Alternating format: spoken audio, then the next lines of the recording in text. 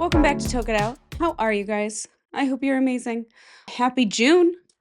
We're in June. Summertime, baby. Past Memorial Day. It is officially summer. I don't want to hear anything about it, okay?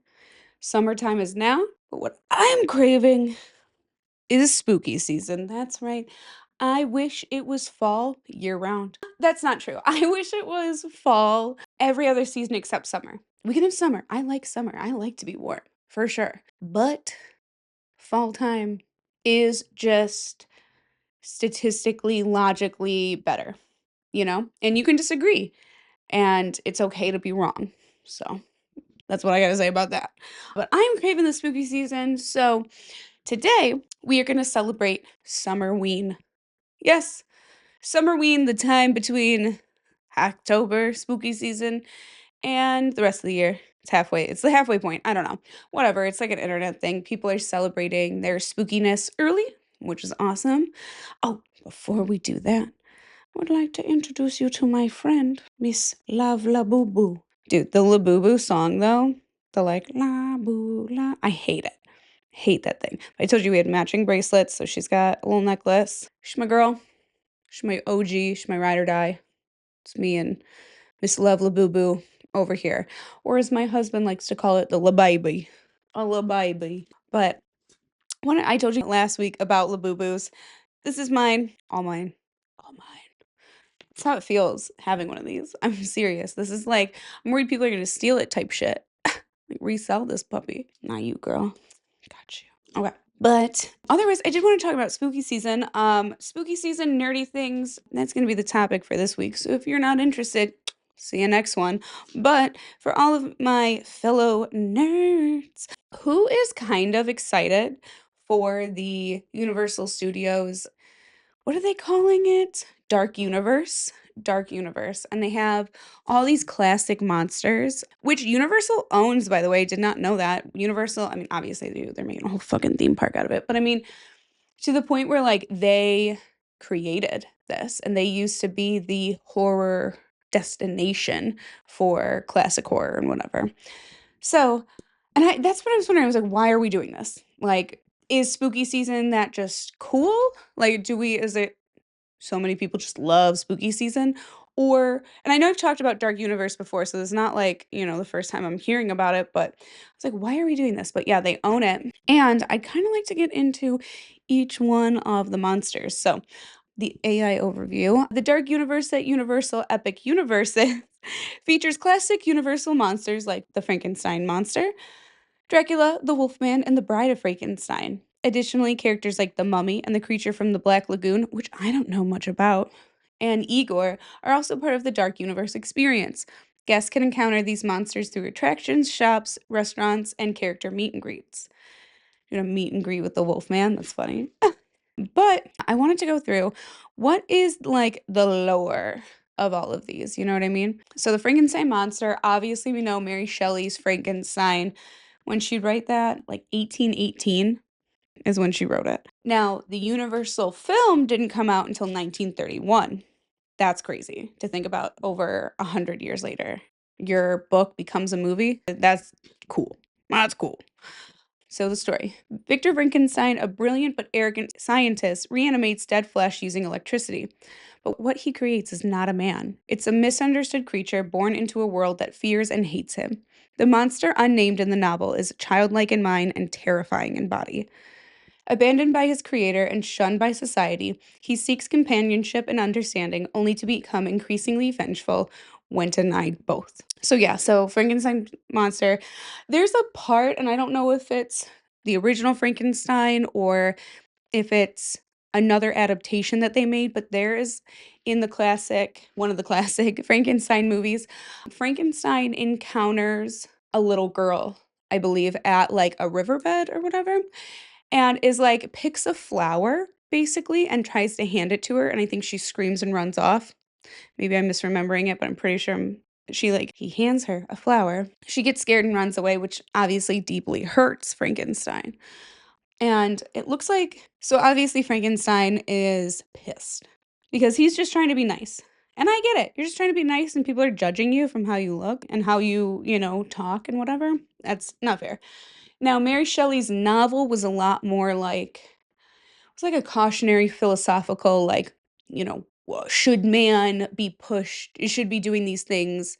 Should science be, pushed in this direction? Should man be using science for these very sensitive topics? Very sensitive. I think I have a hair and I'm cursed with like one hair that's always there. Whereas the film was a lot more like, it's alive, monstery. So that is Frankenstein. He's a metaphor for man's overreach, scientific hubris with tragic consequences. So now, Dracula. Obviously the coolest one, and I do kind of want to get into vampires today. Although I'm not a vampire expert, I did a little bit of research on the history of vampires, blah, blah, blah. Count Dracula, Bram Stoker's Dracula, obviously inspired like Nosferatu and other things in Dracula of 1931. That was Universal's films like date, which is why their version of Dracula is the one that you see at Universal. Side note, anybody see the TikToks where people are calling out Dracula's feet and his toes are like as long as my fingers? Like they're like, put those grippers away.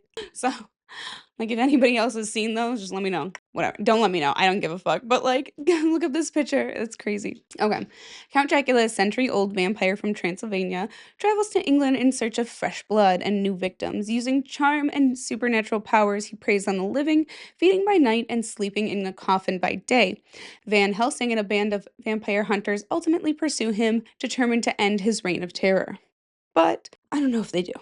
Obviously, because there are plenty more vampires. So get rid of one, you're not gonna get rid of them all. So good luck wasting a whole army on one guy. Maybe he was that bad. I don't know. And who we know as like what we think of as like blah blah Dracula, Again, I want to suck your blood, that shit is Bela Lugosi's interpretation as an actor playing Dracula. He's the one that brought us the like iconic voice and stuff. Now, Bram Stoker is who kind of developed the vampire rules to some degree, and that's the like garlic. They're allergic, whatever. They can't stand garlic. Wooden stake through the heart will kill them. They sleep in the coffin during the day, that kind of stuff. So I think vampires are probably. I mean, correct me if I'm wrong, but other than ghosts, and ghosts, have so much more lore than like a book written and a character created. And I mean, vampire stuff goes to like pre-medieval times. Like, I mean, people were talking about versions of vampires and undead spirits, possessing bodies in order to make them evil. I apologize, my throat kind of hurts today, guys. So if I'm a little hoarse, it's because I am, okay? Not like it's really any different. Now, the creature from the Black Lagoon, when I looked it up, there's no real origin to this. Like, there is no, he was created in a lab and let go as a tiny fish and now he's a man, or, some fish man, got, a radiation chemical spill, kind of like Spider-Man type shit. Like, it is very like, he was just there and it was scary. So, and he first appeared in 1954. Deep in the Amazon, an expedition discovers a prehistoric amphibious humanoid, half fish, half man, referred to as the Gill Man.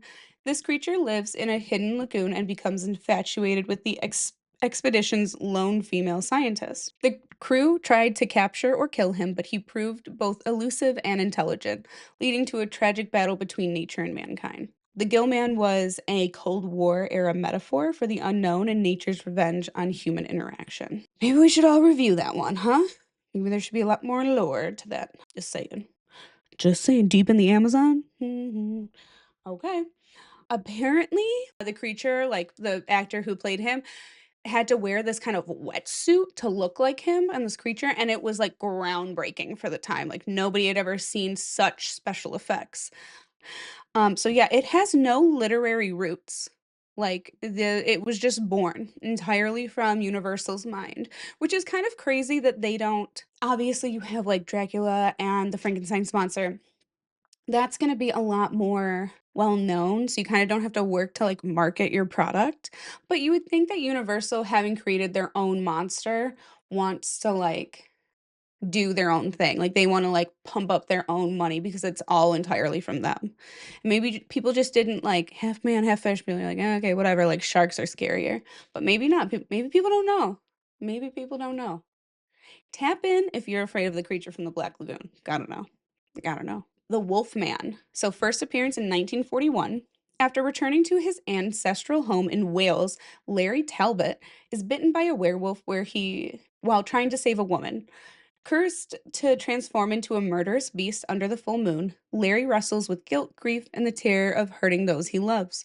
No matter how hard he tries to contain the beast within, the curse consumes him. Lycanthropy myths, I can pronounce that word, but none of the Norse historical like lore characters. Lycanthropy myths go back to ancient Greece and Norse legends, but this film established the modern werewolf mythos: the full moon, the silver bullets, and the tragic transformation.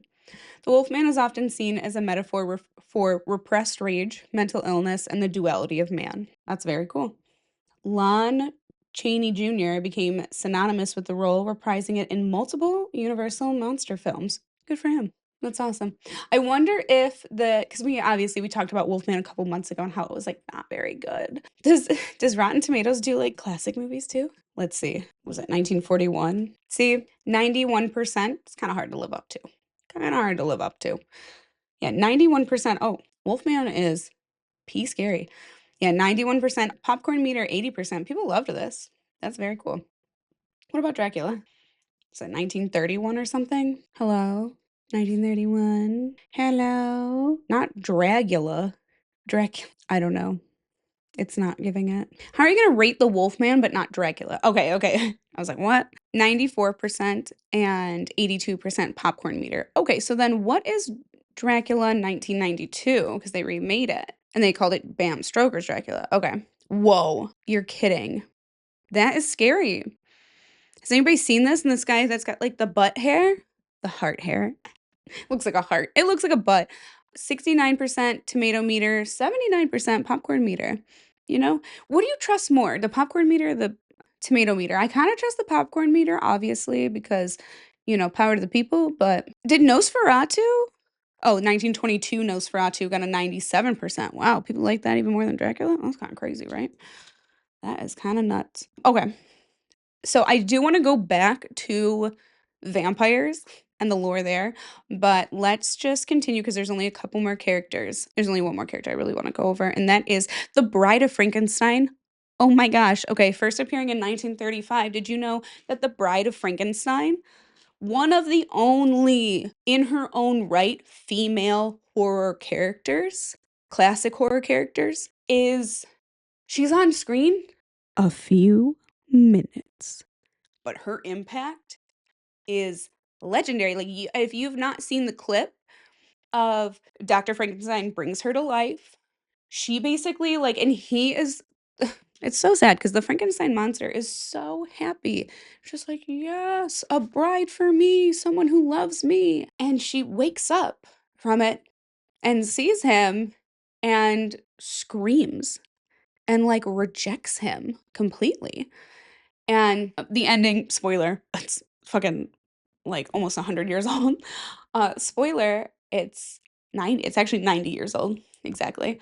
He gets mad that she rejects him and he destroys the lab and they both die in it. That obviously we're exploring like, can companionship happen when it's forced? Can people who are forced together be in this like loving perfect relationship? And obviously arranged marriages, there's plenty of happy, amazing arranged marriages. I'm not trying to shit on those or whatever. I'm just saying this film obviously explores that of like, what you're forced to choose this person, and that's not real love. And that's not real companionship when it's forced. So, and obviously loneliness, more creation, debate, whatever. Crazy that the Christians didn't like get all into this, but we're all satanic panic over Dungeons and Dragons. Crazy. But honestly, the iconic hairdo was instantly legendary. Instantly legendary. That white bolt on the side of your head. I mean, that is, you are Bride of Frankenstein, period. Period, period. Oh gosh. Excuse me. I'm gonna excuse me while I just like keep touching my face Well, there's one. Okay, I'm never gonna find it. Okay. I'm so sorry. It's first 20 minutes. I'm just grabbing at my face. Obviously, so from like the 30s to the 1930s to the 50s, clearly with the dates I've given you, Universal was the horror, like I said, mecca of classic horror, of these creation of characters and stuff like that. I mean, they were the A24 of their day was Universal Studios, and I'll die on that hill. I will. How are you gonna create, I mean, you didn't create all these characters, but you did in the sense that, like, you created Bela Lugosi's voice, the Bride of Frankenstein hair, the Creature of the Black Lagoon wetsuit. All of that is so integral to what we picture now as those characters. That's crazy iconic, crazy cool. Obviously, Universal Studios has a past for sure. I'm not sure if they were the ones. Are they the ones that did Wizard of Oz, or was that MGM? But, certainly if there were issues in every production things, but and I'm talking back in the 30s and 50s, I'm not saying that there isn't now, but it's still such a cool, iconic business to have, like, legacy to live on as this entity that is Universal Studios, you know? And to, I mean, to have the theme parks, to have the what, obviously I'm not saying anything groundbreaking here, but I think it's really cool that they are going back nearly 100 years to the 30s, 1930s, to bring back Dark Universe. And I'm very curious to see in like they're gonna do like a Dracula fest, if they're gonna do like these iconic birthdays of these films, because they are all coming up very soon. That's a great way to kind of spend your first 15-ish years, 20 years doing it. That's dope. So all in all, we talked about monsters for 20 minutes. Amazing. But I really like the monsters. So, I want to go back to vampire lore, and let me tell you, I I wanted to talk about the lore of D&D too. I'm still not over roll for sandwich. Won't be ever, I don't think.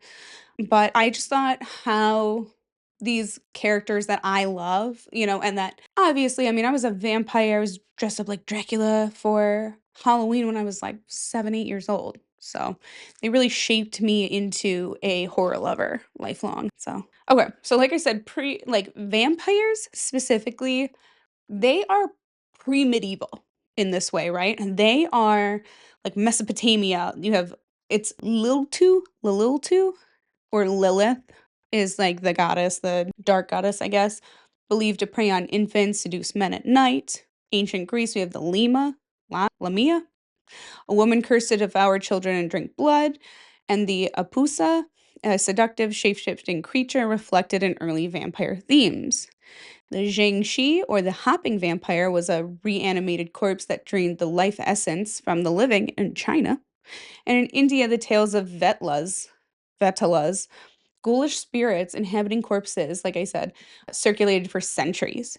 How did all these people have kind of the same idea of like they're undead, they're drinking blood? Where's that coming from? And then drinking blood, especially, I'm like, what? What could that be like a reflection of? Like, obviously, pre medieval, people are worried about disease and death, and blood was so, I mean, that's when like people are like, here's 20 leeches to fix your syphilis for the ghosts in your blood, like weird stuff. But obviously, pre scientific things, it's all about lore and mythology, and they're just trying to explain it. So, okay, maybe I answered my own question. Okay, then we're moving on to like the medieval and like early modern Europe vampires, okay? So, vampires that we know now are from like Eastern Europe, like Slavic and Balkan regions. That's kind of like, your Transylvania of sorts. So stupid. Like Romania, Serbia, Bulgaria, all of those involved all those folk rituals involved around burial and vampire prevention.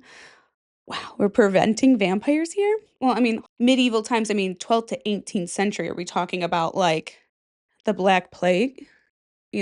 Vampires are spreading it. People physically bloated with blood, not pale. What are we talking about? Burial practices often included staking corpses or placing bricks in their mouths. Can you imagine? You're like, well, grandpa died, but we gotta make sure that he's gonna be okay. Go ahead and pry his rigor mortis mouth open so we can shove a brick in there so that he'll never become a vampire. What? Oh, time to Stake your Uncle Larry. Don't want him becoming a vampire now. Like, what? Okay. And apparently, I mean, and people were so about like preventing these deaths and stuff, excuse me, preventing the dead from becoming vampires that in like the 1700s, 1725 to 1755, approximately, vampire hysteria swept through the parts of Eastern Europe. Reports of vampire attacks led to mass exhumations. Why are we exhuming people? Why are we burying the dead? What? With villagers and even officials digging up graves to stake or burn suspected vampires. Uncle Larry has been dead for 4 weeks in a wood coffin. Uncle Larry is fucking rotted to shit. I'm so sorry. I'm not trying to be morbid. Those corpses, and maybe I'm wrong. Maybe these we're talking okay. We got people that died within 3 days. We got to do it because if Uncle Larry's been dead for 4 weeks, he's probably not coming back. But how do you know? How do you know how the vampires live? Person in 1732? How do you know? We better exhume him now. Shove a brick in his mouth now. What? What? Okay. The most famous cases were Peter Pologojovich. Yep, I don't know. 1925, Serbia. Locals believed he returned from the grave to strangle victims. His body was found unnaturally preserved, leading to a gruesome staking. What do you think unnaturally preserved? What do you think that was? Do you think how did he stay preserved? Do you think he was like a big drinker? Like he was an alcoholic and that maybe killed him and maybe the alcohol kind of fermented his body and he was preserved? I know that's fucked to think about. Listen, look, okay? So much for low-key topics. I'm thinking about changing the whole slogan of Toke It Out, to be honest. Okay. And then an Arnold Paloi? Paulo? Paloi? Polele? I don't know. I'm sorry. 1726, a Serbian soldier thought to be a vampire after death. Similar events followed his burial, prompting a military investigation. Good thing we used time and resources for that. Can you imagine the guy being like, all right, go dig up Arnold? And somebody's like, not me. I'm not going to go dig up Arnold. Like, come on, rookie. Go dig him up. Stake his heart. The whole time he's like, because he's I feel so bad. These stories were picked up by Western European scholars and skeptics, planting the seed of vampire lore in English and French-speaking literature. Okay, so that's kind of where they came from. Oh, that's very cool. Okay, so the romantic vampire in the 1800s. Vampires shifted from peasant horror to Gothic antihero in the 19th century Western literature.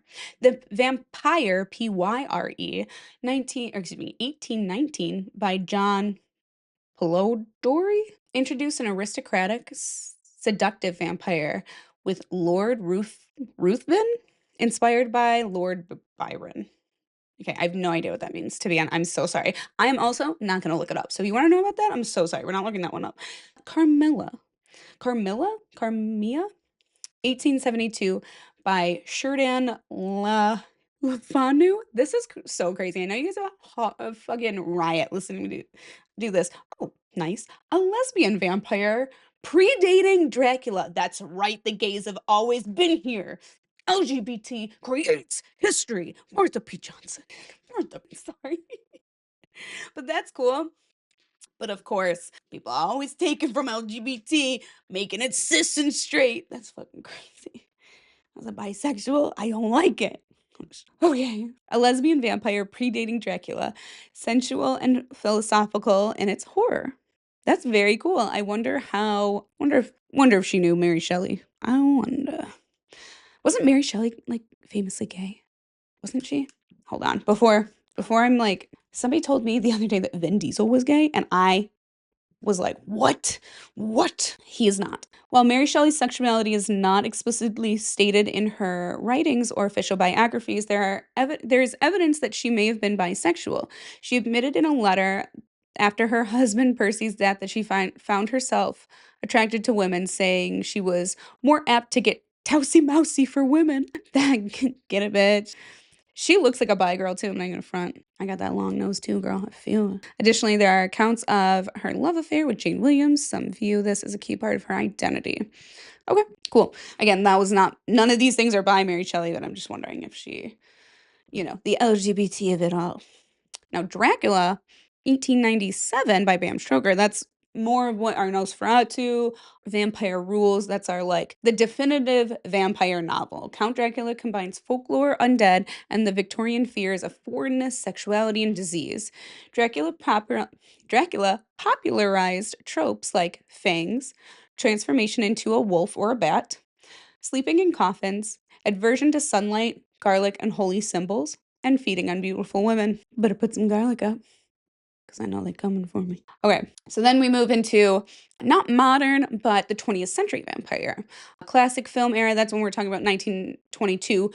Nosferatu, again, 1931's Universal's Dracula. That was Bela Lugosi. And then Count Orlok, obviously, it's already been remade. You guys probably are sick of talking about Nosferatu for real. But, which is crazy that Nosferatu was remade, but not Bram Stoker. I guess Bram Stoker's is redone in 1992. I'm gonna watch that. I'm gonna watch that and I'll report back. Don't even worry. Mid-century to 1980s, vampires became campier in TV and television. Excuse me, in film and television. TV and television. The same shit. Hammer horror films, revitalizing Gothic vampires with a more blood and sex. And then we're talking about Interview with the Vampire by Anne Rice, and then we go into Interview with the Vampire, 1976 by Anne Rice, that revolutionized the genre, presenting vampires as emotional, tragic, and immortal outsiders. This series spawned an entire subgenre of romantic emo vampires. So, and if you guys don't know about Interview with the Vampire, obviously Anne Rice, that's a novel, but the movie is that's a long novel. You guys don't know, it's a really thick. That interview is thorough for sure. But in Interview with a Vampire, there are two men that are vampires. I believe one turns the other into a vampire and they kind of team up. One of them ends up turning a child into a vampire, and the other one is like, that is so fucked because you have cursed this little girl to be a little girl forever. And he thought he was saving her because she was dying of this disease, and he's like, I have to save her because this is my penance for having to live this horrible eternal life. And then she, is like, I'm never a man's never gonna love me. I'm never gonna be able to have children. I'm never and whatever, maybe a vampire can't have children, but I mean, she's never gonna be able to have this romantic sexual relationship with a man as she gets older and becomes this older woman from this child's body that she's stuck in. So it's really fucked up. Don't, if you're a vampire out there, do not be turning children. Not cool, not right. Stick to the adults, all right? Fucking weirdos. And then we go into our modern vampire. We go into vampires from Buffy the Vampire Slayer, Blade, Twilight, that kind of True Blood, Vampire Diaries, and then even What We Do in the Shadows are a lot more modern vampires. Okay. So where some of these come from though, because I'm really interested in the rules. And obviously what has sparked the whole thing is seeing Sinners. I saw that weeks and weeks ago, and I know I talked about it. If you haven't seen it yet, I'm pissed. I'm pissed off that you haven't seen it yet. You need to go see it. It's not a horror movie, okay? I know you're like, I don't like scary. Go see it. Go see it. All right. Okay. So drinks blood. Ooh. Origin or variance is universal, a symbol of life and death. Universal? Are we talking about it came from Universal? Or it's a universal thing that they do? I don't know. It feels like a universal thing they do. Immortal or undead, that's common across a lot of the cultures. Sunlight weakness was introduced in the 20th century. No reflection is is symbolic of having no soul. I didn't know that. That's sad. Garlic crosses silver, that's European folklore. Invitation only entry, that is Slavic superstition. That's very cool. Turns others via bite is literary device, variable across works. And the bat transformation was obviously that, I already talked about, the Romantic era invention of oh, I must get away from you very quick. That's me turning into a vampire. If people are like, what does my gun sound like? That's me. What do I sound like turning into a bat? I'm not gonna make that noise again. Too many times. I'm so curious to know what is the next evolution of vampire. I mean, are we kind of stuck in this well, they're kind of all they can be and they kind of symbolize all they can symbolize? Or are we in a place of like, now there's gonna be space vampires and underwater vampires and blah, and or is that just too much? Are we taking it too far? Do we need to do we need to add another rule? Do we need them to like be able to live in a cave? Or like there's like a society of vampires in caves underneath the world. Someone called James Cameron right now. So how long have I been talking about this? A long time? Yeah, that makes sense. Yeah, that makes sense. Okay, guys, so my brain is a snuffle mat that like my brain needs a snuffle mat in order to feel better. That's so weird to say, but my brain really does. It needs a like some kind of like it needs to get really tired before I can finally like chill. So, I don't know why I said that. So weird. Why did I say that? I wrote it down. I thought it was gonna spark something else. It didn't. It didn't spark anything. Okay. Well, love y'all. Go watch my video from last week. Okay, now we were just getting back into it. This episode is way better. So if you want to skip last week's, that's fine. Go to the week before. It was dope. It's a dope episode. We're back on it. Don't worry. I'm here. I'm with it. Oh wait. You thought you were getting away. You really thought it here. You thought you were getting away, didn't you? You really did. You thought you were getting away. My recommendation of the week is to go watch one of these old vampire movies. Honestly, I don't care if it's old. I don't care if it's Blade. Go watch Blade. Go watch Interview with the Vampire if you've never seen it. It's a good story. I'm gonna watch Bram Stoker's Dracula, so I'll report back next week about that. But that's my recommendation of the week. Okay, most anticipated of the month. You guys, the most anticipated of the month is gonna be that Alani new energy drink. That cotton candy energy drink. I know. I'm about 5 years old and I love cotton candy flavored things. They came out with a cotton candy sparkling water. Now we got the Lana new cotton candy energy drink. And that, my friend, is gonna be dope. So it's supposed to hit stores anytime now. I've been trying to find it for a couple of weeks now. But now that we are into June, I know that we are gonna find it. We're gonna try it, and before I try it, I will make sure that I film it and try it because I want to give you guys my full reaction for sure. So that's my most anticipated recommendation of the week. Okay, we're gonna talk about Bring Her Back next week. I told you guys that last week. If you're keeping up, last week, this week, that last month, this month, we're in a groove. We're in a groove. You with me? Good shit. All right, strap in, y'all. All right, well, go watch last week's video. Go watch the week before's video. That was even better. And I will tell your weird uncle about me. Tell him. Tell him about me. Tell him about me for real. Okay? All right. Okay. All right. I will see you guys next week. Bye. That's too much. Bye. There we go. Bye.